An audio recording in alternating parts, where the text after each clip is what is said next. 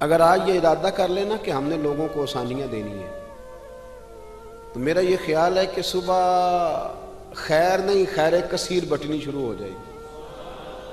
اگر ہم یہ ارادہ کر لیں کہ میں نے لوگوں کو آسانیاں، وہ ہمارا مزاج نہیں نا، ہم آسانی لینا چاہتے ہیں۔ اگر ہم بحیثیت مسلمان تھوڑی تھوڑی خدمات سر انجام دینا لگے، تھوڑا تھوڑا سوچنے لگے، دیکھیں رسول کریم کی سوچ مبارک کیا ہے۔ بدر کے لوگ قیدی ہو کے آ گئے، کفار تھے وہ۔ اب حضور نے فرمایا فیصلہ یہ ہوا مجلس شورا میں، صحابہ کی میٹنگ میں، کہ فدیہ دیں گے اتنے اتنے پیسے تو آزاد کر دیے جائیں گے۔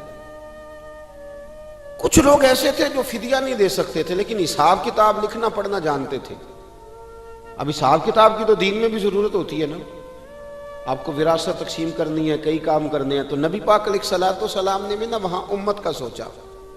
فرمایا تم اس طرح کرو، مسلمانوں کے 10 بچوں کو لکھنا پڑھنا سکھا دو، میں تمہیں آزاد کر دیتا ہوں۔ بحیثیت قوم کی فلاح و بہبود کے لیے جو نبی پاک کے نظریات ہیں، جو حضور کے افکار ہیں، ان 10 بچوں کو لکھنا پڑھنا سکھا دو۔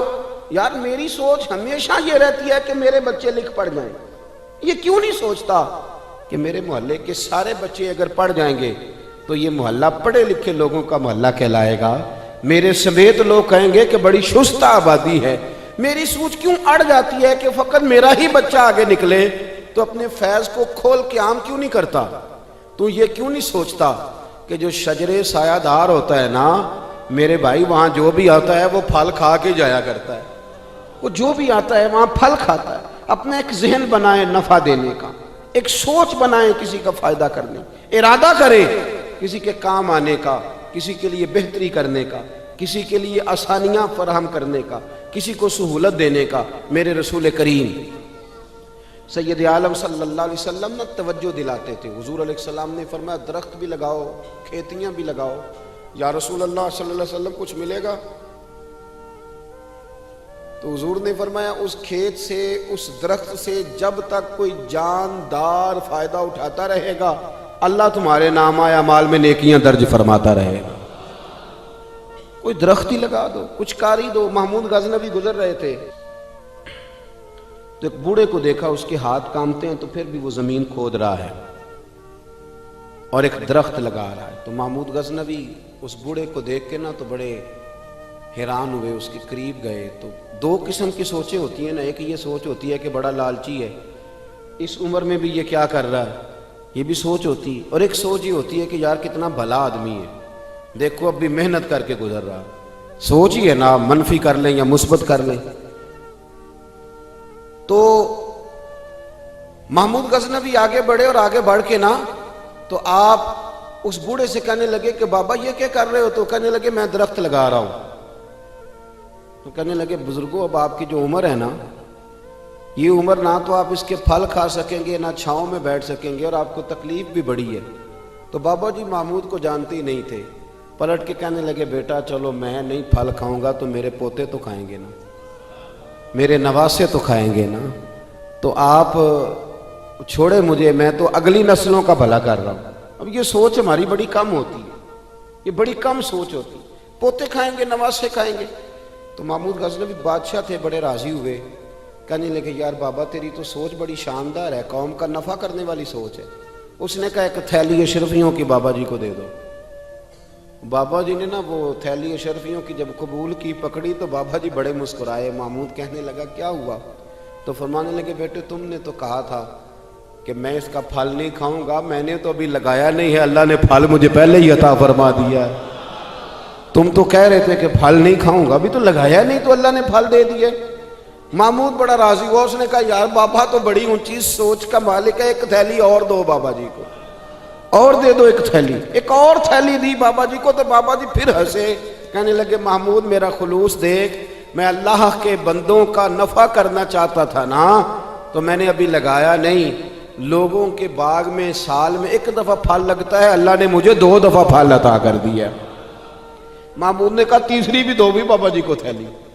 آپ سوچ تو بنائیں نا صاحب، ہم یہ سمجھتے ہیں کہ شاید یہ محدود ہو جائے گا، میں کسی کے بچے کو پڑھا دوں گا تو شاید وہ میرے بچے کا نصیب لے اڑے گا، میں کسی کو کچھ دے دوں گا تو شاید وہ ادھر سے آ کے نا تو ہمارا کام خراب کر جائے. او بھائی ایسا نہیں ہوتا, اس کو سمجھ. میرا رب تو بڑا کریم ہے, تو بانٹتا جاتا ہے تو اللہ تجھے نوازتا جاتا ہے, تو دیتا جاتا ہے تو اللہ تجھے عطا کرتا جاتا ہے. آپ یہ ذہن بنائیں, کسی کا فائدہ کرنے کا, کسی کا نفع کرنے کا, کسی کو کچھ دے ڈالنے کا, کسی کے اوپر رحمت کی برکھا برسانے کا آپ ارادہ کریں, اللہ تبارک و تعالیٰ آپ کو نواز دے گا. ہم جہاں بیٹھے ہوتے ہیں نا, لوگوں کو ہماری ضرورت ہوتی ہے. حضرت عبداللہ ابن عمر رضی اللہ تعالیٰ عنہ نے 100 دینار الگ کر کے رکھا ہوا تھا, پورا 100 دینار, بہت بڑے پیسے ہوتے تھے اس زمانے میں. تو آپ کے بچے کہتے کہ ابا جی یہ پیسے سائیڈ پہ کیوں رکھے ہوئے ہیں؟ تو فرماتے پتر یہ میں نے لوگوں کو ادھار دینے کے لیے رکھے ہوئے ہیں. خاصی مشکل بات نہیں کر دی میں نے, ہماری تو دکانوں پہ لکھا ہوا ہے ادھار بند ہے, موٹا کر کے لکھا ہوا ہے ادھار بند ہے, یعنی نقد والے آ جاؤ, ادھار والے بالکل نہ آنا. تو ادھار کون لیتا ہے؟ امیر آدمی. او بھائی سنیں, ادھار کون لیتا ہے؟ غریب آدمی. اور ہمارا کیا حال ہے کہ ہم کہتے ہیں بھئی وہ یہ نہیں کہہ رہا کہ مجھے بھیک دے دو, وہ کہہ رہا یار ذرا مہربانی کرو. میں نا یہ میرے ایک دوست کہنے لگے کہ وہ کیا بنا ہے, سنا تھا ایک شخص کو پھانسی ہونے لگی, عدالت کا فیصلہ آیا. میں نے کہا یہ وہ لوگ تبصرہ کرتے ہیں جو پیٹ بھر کے روٹی کھاتے ہیں, یہ ان لوگوں کا تبصرہ ہے. وہ پیٹ بھر کے روٹی کھاتے ہیں, رات تبصرہ کریں گے, فیس بک پہ اپنی رائے دیں گے. لیکن جو آدمی آدھا کلو گھی صبح فیکٹری جانے سے پہلے گھر دے گیا تھا نا, وہ جب رات کو آتا ہے تو اس کی بیوی ڈرتے ہوئے اسے یہ نہیں کہتی کہ وہ عدالت کے فیصلے کا کیا بنا ہے. اس کی بیوی تو اس کو کہتی ہے کہ وہ جو آپ گھی لائے تھے وہ ختم ہو گیا. اور سویرے بچوں نے جب سکول جانا ہے تو پراٹھے بنانے کے لیے میرے پاس گھی کوئی نہیں ہے. یقیناً آپ کو تکلیف ہوگی, تو اب کرنا کیا ہے؟ تو میرے بھائی ان کو کہاں تبصرہ یاد رہتا ہے کہ آج نئی بات کیا ہوئی ہے, تو کوئی نئی خبر سناؤ تو اور پھر سناؤ, تو کوئی نمی تازی. یہ باتیں تو ان کو یاد رہتی ہیں جو پیٹ بھر کے کھاتے ہیں, جن کو پھر کوئی فکر نہیں. ان لوگوں کے یہ کام ہے, وہ کریں گے سیاسی تبصرے. وہ کسی شخص نے کیا خوب کہا تھا کہ غربت نے میرے بچوں کو تہذیب سکھا دی, اب سہمے ہوئے رہتے ہیں شرارت نہیں کرتے. غربت نے میرے بچوں کو تہذیب سکھا دی, وہ اب سہمے ہوئے رہتے ہیں, وہ شرارت نہیں کرتے. وہ نہیں شرارت کرتے اس لیے کہ وہ تو کونے میں لگے بیٹھے ہیں کہ کسی غریب کا کھلونا نہ ہمارے ہاتھ سے ٹوٹ جائے. وہ سہمے ہوئے رہتے ہیں, وہ شرارت نہیں کرتے.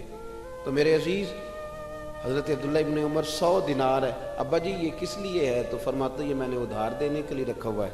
حضور کیا مطلب؟ فرمایا میرے نبی پاک علیہ السلام نے فرمایا ہے کہ کسی بندے کو تم نے اگر قرض لینا ہو نا, تو وہ غریب ہو تو اس پر تم آسانی کرنا, اور جتنے پیسے تم نے لینے ہوئے اگر وہ تنگ دست ہو تو آسانی کرنا. فرمایا جتنے پیسے تم نے لینے ہوئے, جتنے دن گزر گئے, اللہ روزانہ اتنے پیسے صدقہ کرنے کا تمہیں ثواب عطا فرمائے گا. تو میں نے یہ غریبوں کی مدد کے لیے رکھے ہوئے ہیں. کوئی غریب لے جاتا ہے اپنا کام چلا لیتا ہے, پھر وہ واپس کر دیتا ہے تو میں کسی نئے کو دے دیتا ہوں, تو اپنا کام چلا لیتا ہے. یارو ہاں کچھ لوگ ایسے ہوتے ہیں جن کے جنازوں پہ لوگ آ کے بتاتے ہیں, جنازوں پہ آ کے بتاتے ہیں کہ جب میری بیٹی کی شادی تھی تو یہ بابا رات کی تنہائی میں آیا تھا. جنازوں میں آ کے لوگ بتاتے ہیں کہ ہاں فلانی سردیوں میں جب میرے کپڑے میرے پاس موجود نہیں تھے تو یہ آیا تھا مجھے جوڑا دینے.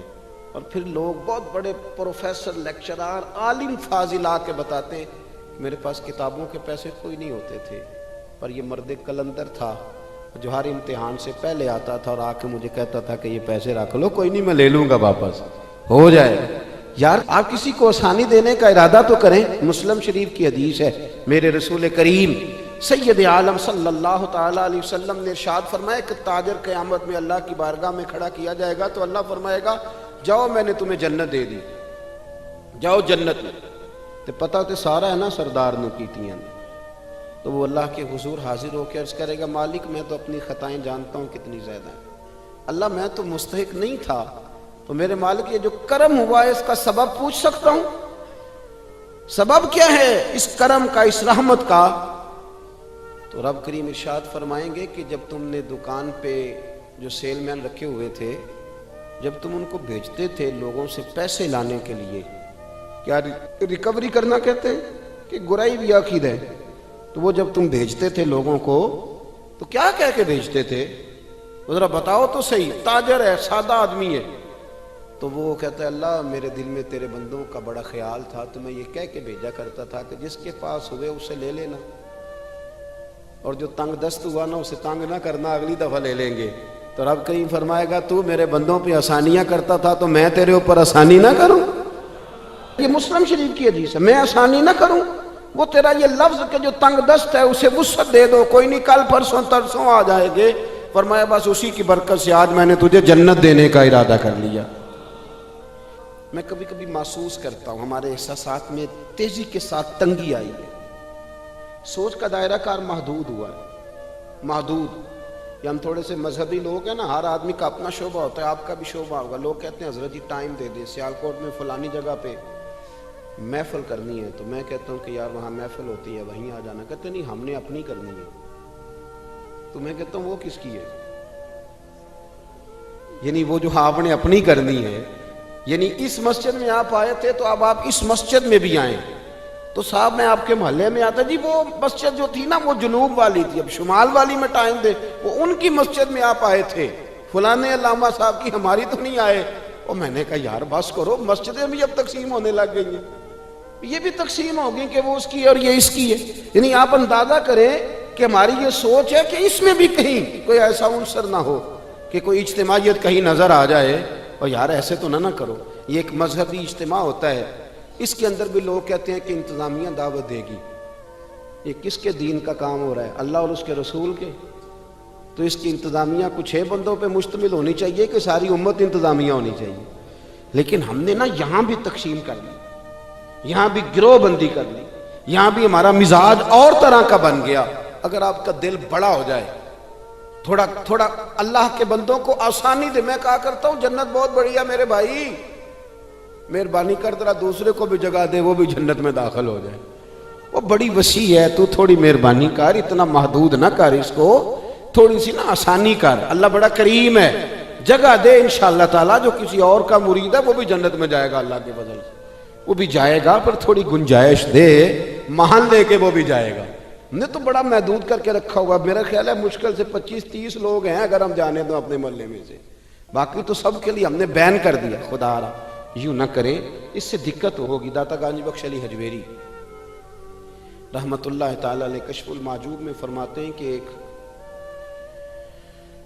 شخص نا پہاڑ کی چوٹی پہ عبادت کرتا تھا تو لوگ اس سے ملنے کے لیے جایا کرتے تھے. تو رستے میں نا ڈھلان بڑی سخت تھی، لوگ اس کے اوپر سے جب چڑھ کے جاتے نا تو اکثر لوگ گر جاتے.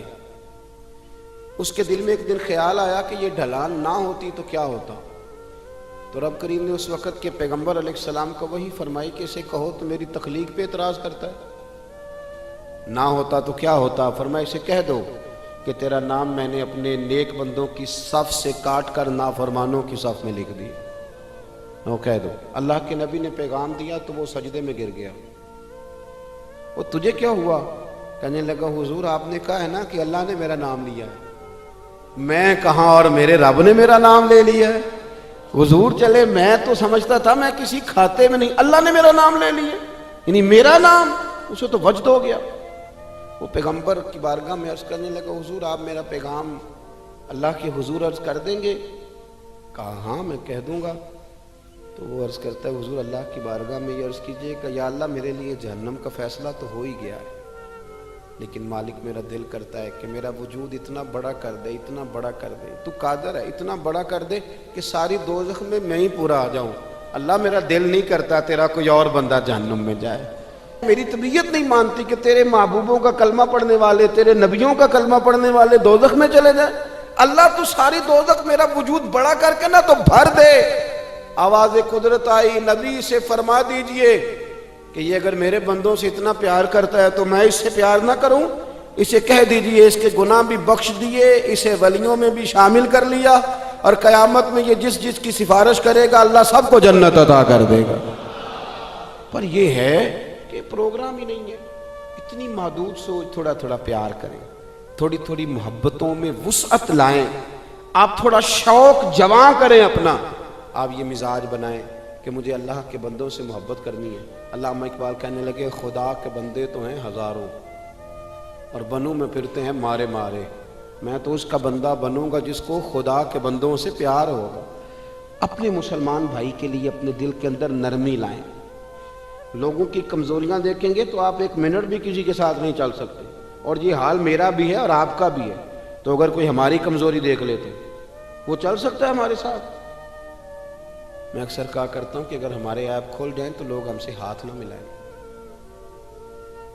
اگر ہمارے اندر کی باتیں کبھی باہر نکل آئیں تو شاید لوگ ہمیں ملک بدر کر دیں کہ تم اس قابل نہیں ہو کہ دھرتی پہ رہ سکو.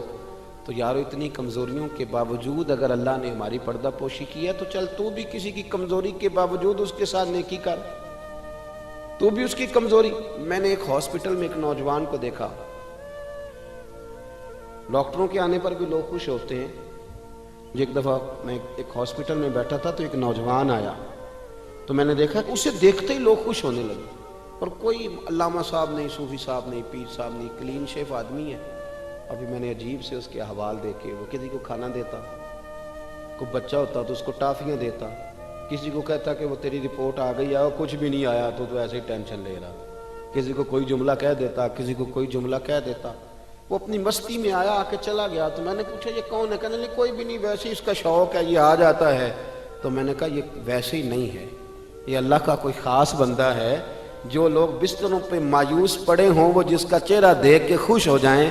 میرے رسول پاک نے فرمایا ہے کہ اگر تو نے میرے کے دل میں خوشی ڈال دی تو اللہ تجھے 60 سال کی نفلی عبادت کا ثواب عطا کرے گا. اگر میرے مومن کے دل میں تم نے خوشی ڈال دی تو 60 سال کی نفلی عبادت, بے ریا نفلی, امام غزالی حدیث لائے, 60 سال کی نفلی عبادت کا ثواب. او یارو مہربانی کرو, آؤ تھوڑا سا نا دکھ سمیٹنے کی کوشش کریں. آؤ اپنی مسکراہٹ کے اندر اپنی بہت ساری پریشانیوں کو چھپائیں اور تھوڑا تھوڑا زخموں پر مرہم رکھنے کا ارادہ کریں. کوئی ضروری تو نہیں نا یار کہ انسان خود غرضی کی زندگی جیے, وہ ایک چھوٹی سی دنیا بات کرے. اپنی دنیا کو بڑا کیوں نہیں کرتا؟ تو تھوڑا کر کے آگے کیوں نہیں نکلتا؟ میں کبھی کبھی ایک کار ہمارے شہر میں میرے آگے سے گزرا کرتی تھی, اس پہ لکھا ہوتا تھا خدائی خدمتگار. تو جو نا موٹا کر کے خدائی خدمتگار. تو سیدھا سادہ بندہ تھا, اللہ تعالیٰ اس کو جنت دے, وہ انتقال کر گیا. تو میں نے ایک دن اس کو کھڑا کر کے کہا, میں نے کہا آپ کا نام کیا ہے؟ کہنے لگا جی میرا نام ہے میاں رانجھا تے سب دا سانجھا.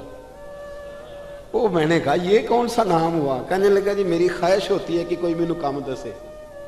تو میں نا دفتروں میں ملتا ہوں اللہ کے فضل, میاں رانجھا تے سب دا سانجھا. لیکن میاں رانجھا واقعی سانجھا تھا. بڑے لوگوں نے گہرے آنسو بہائے اس کے جانے پر, بڑا لوگوں نے اس سے پیار کیا, بڑی لوگوں نے اس کے ساتھ محبت کی. سنگیو دیکھو تھوڑا کر کے اگر ہلکا پھلکا, یار ہمارا ہوتا ہے تعلق, ہمارا تعلق ہوتا ہے, ہمارے ٹیلی فون پہ کچھ کام ہو سکتے ہیں, ہماری طبیعت ہوتی ہے. بہت سارے لوگ ایسے ہوتے ہیں جو بیچارے مجبور ہوتے ہیں, اگر ہم جائز سفارش کر دیں تو ان کا نفع ہو سکتا ہے. لیکن کیونکہ مزاج نہیں. مجھے ایک بات بتائیں دیانتداری سے کہ اگر آپ کے پاس محلے کا کوئی شخص آ تو آپ نے کہا جی نہیں میں نے کبھی کسی کو کام نہیں بتایا, تو آپ نے اس بندے کو دھتکار دیا, تو وہی مسئلہ اگر آپ کے بیٹے کا بن جائے. کر نہ دلیری, اب تو کہہ کہ میں نے کبھی کسی کو کام نہیں بتایا.